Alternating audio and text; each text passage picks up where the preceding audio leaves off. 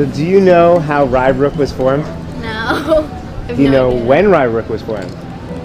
No. Do you know how the village of Rye Brook was formed? No. Do you know how Ryebrook was formed?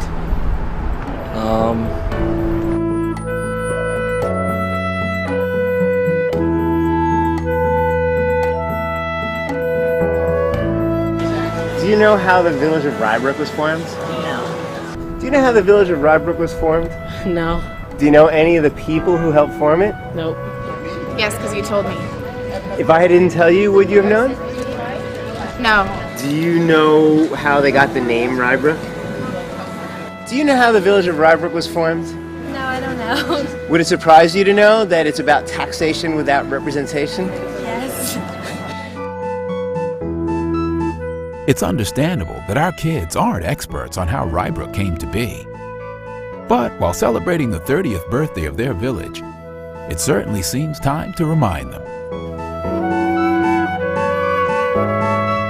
While today everyone enjoys the actual brook which runs through town, the open spaces, the quiet and beautiful streets, and our highly acclaimed school district, it's all a vision that wasn't a certainty in the early 80s. This is a story of how a band of ordinary citizens began a uniquely American journey, which has led to today's Ryebrook.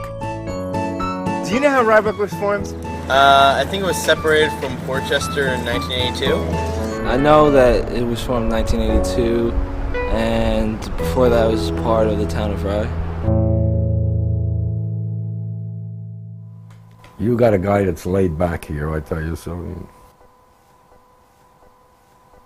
My name is Jack Cabsinell, and I was the mayor of Ryebrook, the very first mayor. It was just a neighborhood action. Everybody wanted to be part of it. They put in their time, they put in their money, because we had to come up with money for things too, and they were there. Back in 1982, I was part of the steering committee of the Independent Civic Association, which was the group that actually formed the Village of Rye Brook. My name is Amy Schoen, and in 1982 I was working. I was a working mother at that time, which was rather unusual for Rye Brook. I'm Richard Abel, and I was editor and publisher of the Westmore News back in 1982. My name is Joan Feinstein, and I know where we were in 1982 because we moved here in January of 1982. And not only did we move here, I was pregnant at the time with our son, who was born in June of 1982.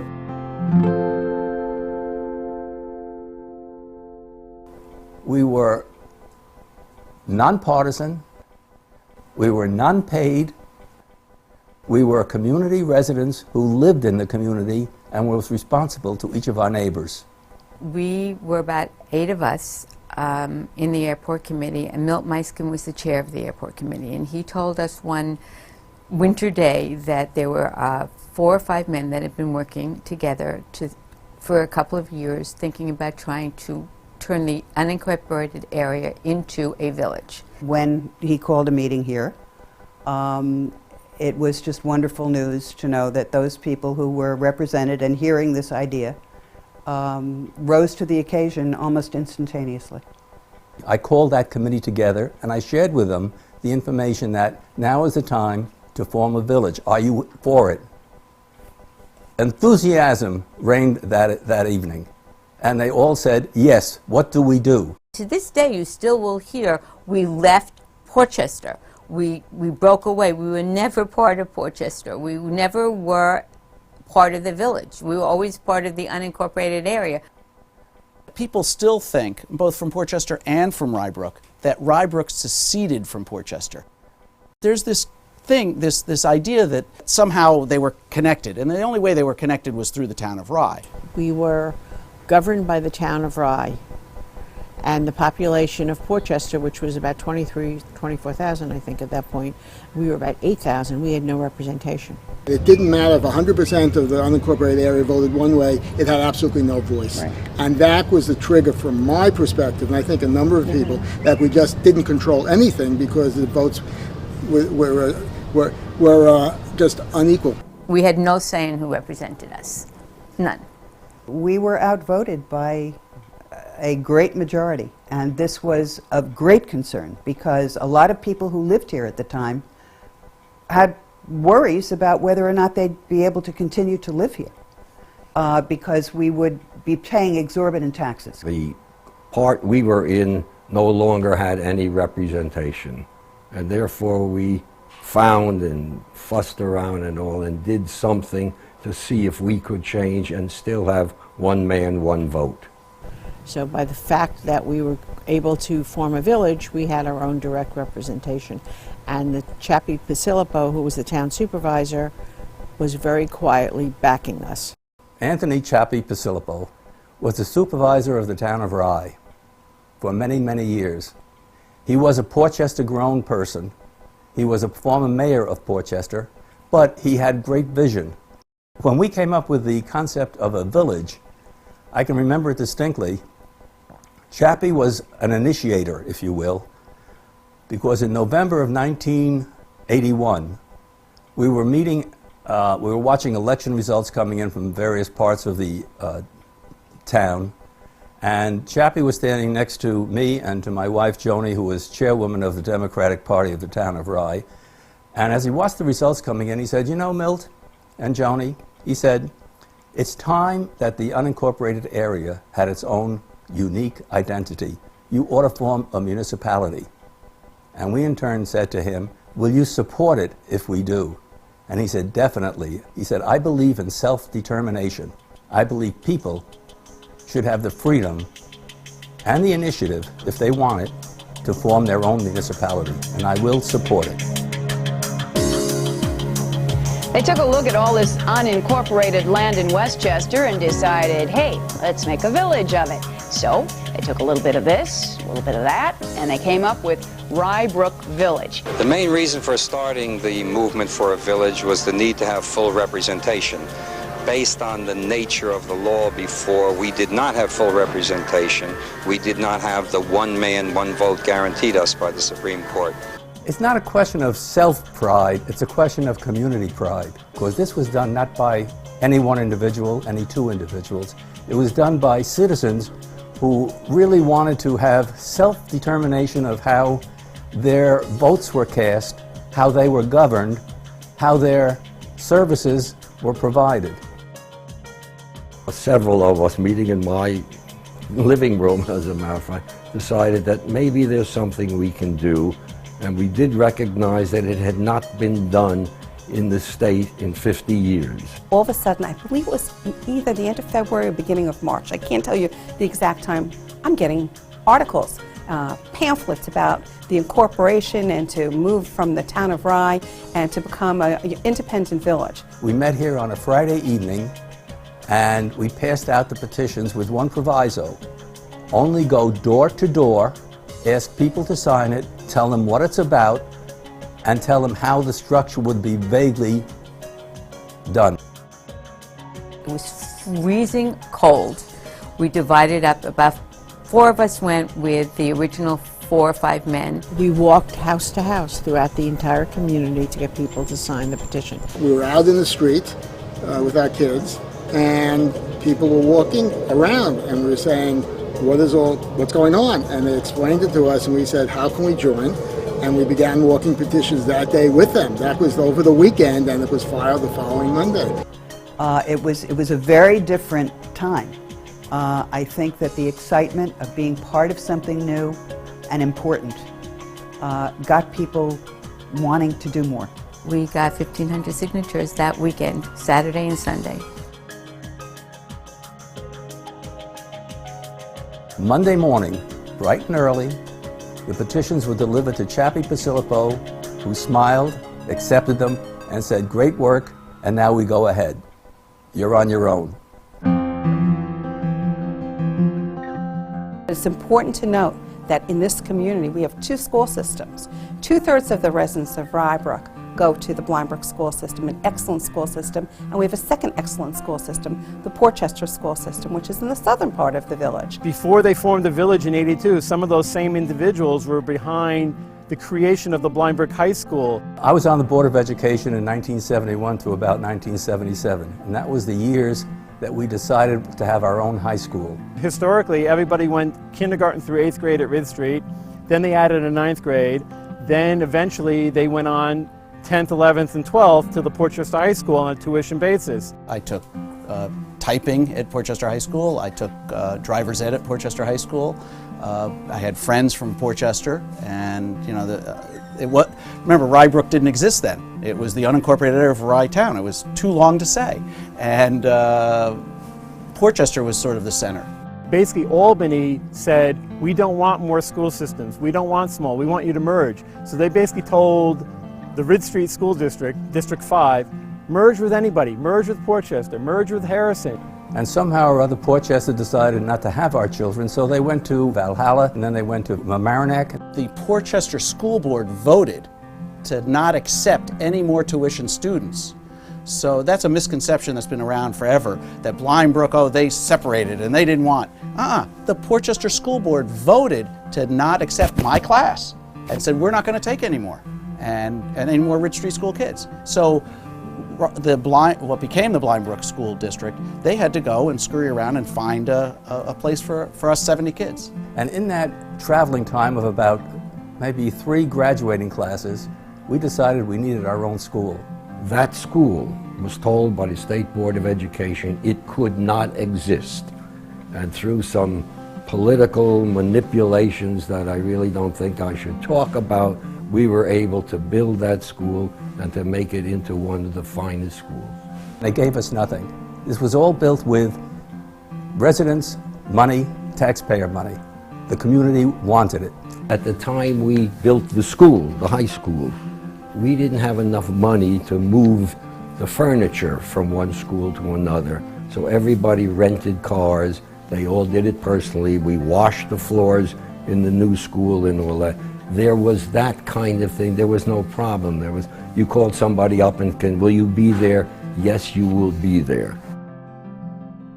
I moved to Ryebrook with my family in 1971.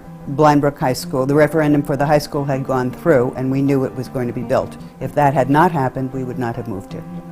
Had Blindbrook High School not existed, and the kids were still going to Portchester or Mamaroneck or whatever other schools, we would not have moved into this area. The existence of the high school was one of the key elements. Gloria is an educator, and one of the most important things we looked at in deciding where to move was the educational system. Once we built the high school, it created an identity. It was a place for our children, it was a place for all of us to be. And it kept evolving until the Pace College study that Portchester had started, and Pace College had participated.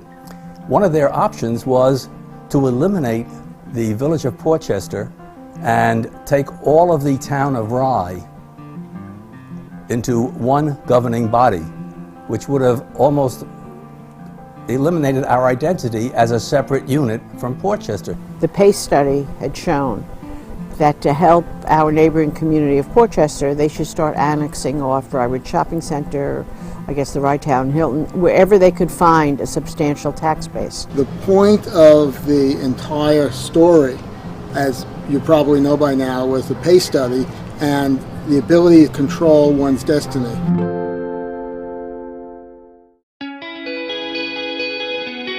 Since this hadn't been done in 50 years, there was a wonderful group of people that just worked at this and tried to put it together, and we happened to do it.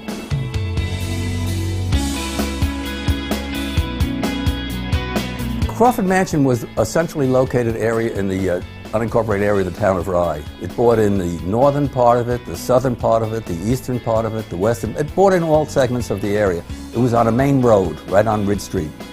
And I do remember something that I will never forget. There was such a long line to vote. I still have a vivid memory of directing cars to where to go to park. It's never been a turnout like this. They were coming in by the hundreds.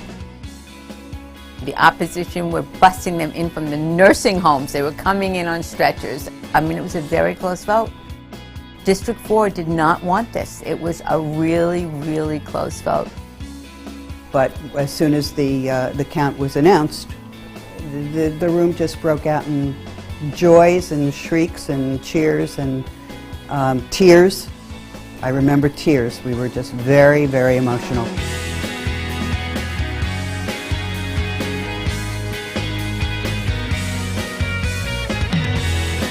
People were excited.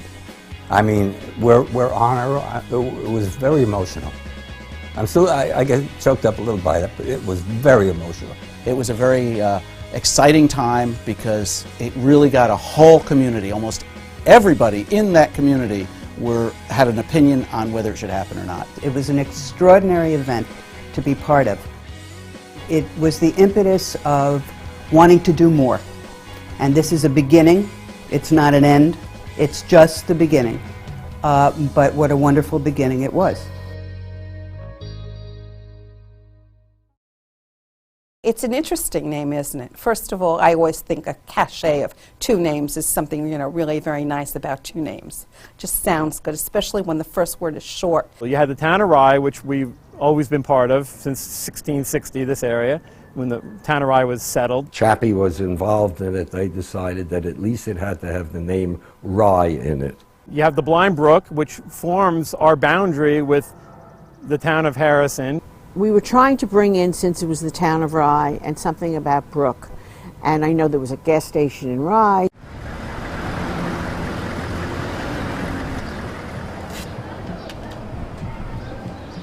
"1952, 3 Army guys came back, good friends.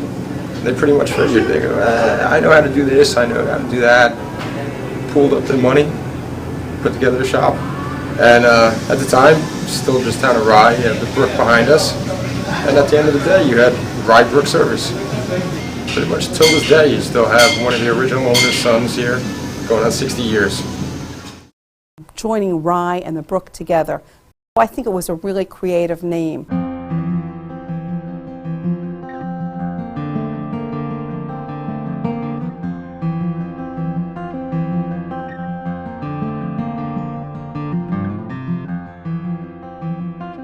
Oh, there were signs all over the village, on their streets, and just all over.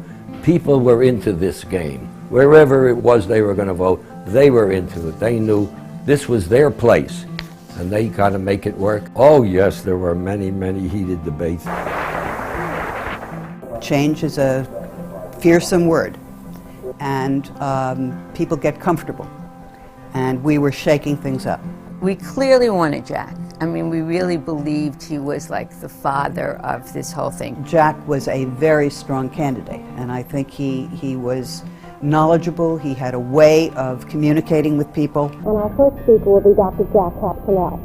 The real responsibility of a mayor is to exercise leadership, to provide direction, and hopefully to get people to work in harmony towards common goals. No financial reason for somebody to run. They run because they want to do their civic responsibility. I had been involved in so much, and I'm comfortable speaking, and I was prepared to spend half of my life doing this, so that's how it happened. His opposition was angry, and it came across in the way in which he communicated his position.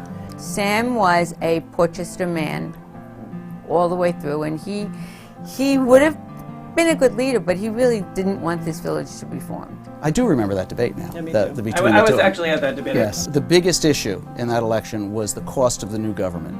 And the ICA said it was only going to cost $30,000 more, and the other side said, no way, it's going to cost a lot more. How much will the new village government cost taxpayers, and why? They will not let us get that service for nothing. Now, how much does that service cost? Approximately $250,000 a year. Oh yeah, the debates were kind of ornery. I think we could have put them on the TV right now. I'm clearly suggesting we are paying for everything else now, and it works. Why destroy it? Why recreate it? I don't know if anything you tear down and rebuild that doesn't cost more money when you rebuild it. There were people who really could not understand. Most of them had maybe many years in Portchester and thought we were leaving Portchester, which of course we didn't do because we were never in Portchester. Oh, wow. Yes. Oh, my Lord. That was our symbol, the handshake. We wanted it to be including everybody. Our intent right from the beginning was to make this a very inclusive village. I didn't believe anybody should be excluded. The unincorporated area was geographically marked, and those people within it were going to be part of the village, and that was the intent. I could not have imagined excluding them. 80% of the residents voted. That's unheard of. The percentage of people voting was just incredible. And it was so festive. It was an election for candidates, and we were hoping we would win. Our polling, which was absolutely rudimental, you asked people on the street, seemed to indicate we would win. Overwhelmingly, the candidates proposed by the Independent Civic Association won. Now we have to do what we said we would do. I wanted people to know. I spent 2 years getting Ryebrook on any of the signs on the highway. They told me, we're not doing signage now. Well, they were getting annoyed by me again and again and again. And I love going up on the hutch and seeing Ryebrook. Once the village was formed, we rented all of our services for the first few years from the town of Rye. We suddenly said that, if there is a crime committed or if there is a need for more police protection in a certain area of the village, we have to go to the supervisor of the town of Rye, because it was the town of Rye Police Department. It was all Rye Town services, and I think that you can't serve two masters. And the village board wants the police to go one direction, but they only can make a suggestion. The village was formed because they wanted this area to be governed in a particular way. Quality of life. That's something, as long as I've been on the police department, has always been a priority. You have all the buildings up on the airport corridor, all the corporate headquarters. You have the Hilton, you have Arrowwood. All of this building, all of these rateables are in Rye Brook. I think the shopping center in particular, all the shopping centers have really been attuned to the needs of the community. And to see the throngs of people come in, and young people, they have a place to go and to meet their friends. It's a place that people now congregate. It is a community. And it shows what we have and where we've come. And I think it's been a marvelous ride. Everything just rolls along today. It seems like it was always the way it is. Ryebrook wouldn't be what it is if we didn't have the trees and the landscaping and some of the rural character that remains. I remember, for example, if you were at the Pine Ridge Park back then, it was developed in stages. You would actually, seeing where that ball field is now, you would be playing tennis, watching sheep grazing in the meadow there. I think the history of the village of Ryebrook is so important. As we keep saying, we're very small, but we're mighty.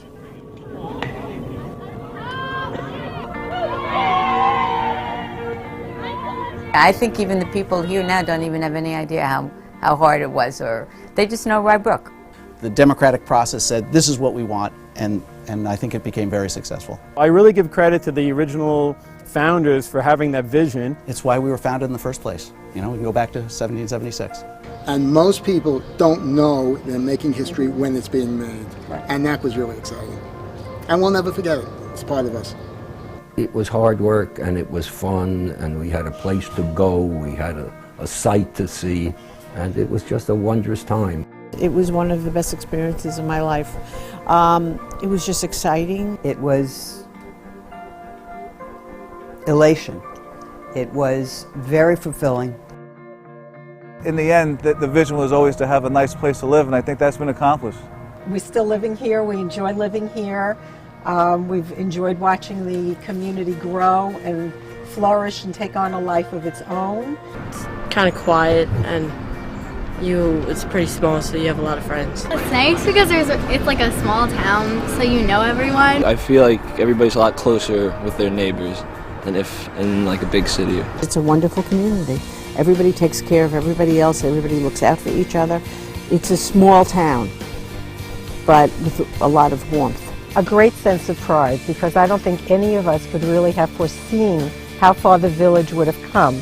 It's a good place to live. The community, being a wonderful, active community of people, said, is there something we can do?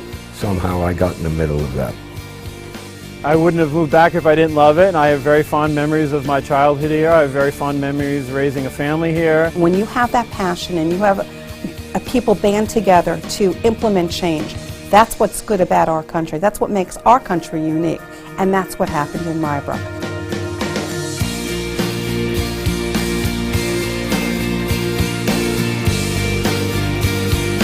If there was a national anthem of Ryebrook, what would it be? The sun will come out in Ryebrook. Bet your bottom dollar that in Ryebrook there'll be sun just thinking about Ryebrook. Oh, that's awesome!